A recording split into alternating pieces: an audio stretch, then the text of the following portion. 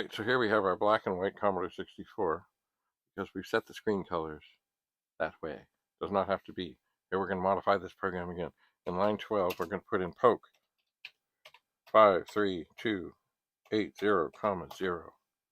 No, I. We're going to hit enter. We're going to run. Dig this. Now, it does the World of Commodore, World of Commodore, World of Commodore, World of Commodore, but the border changes color as it goes. And it ends up, in the end, being white. Now, if I wanted to go back the way it was, right at the end, in, say, line 20, I would put poke 53280, comma 0. And then if I run it again, we will see, there it is, World of Commodore, World of Commodore, World of Commodore. Look at the border going crazy, isn't it magical? And at the end, it'll go back to the way it was.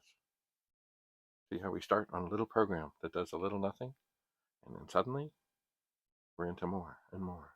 More elaborate, more things, more happening. Anyway, and now I could save that, but I'm not going to at the moment because I have other plans. Anyway, thanks for coming. Have a lovely, lovely day. Bye for now.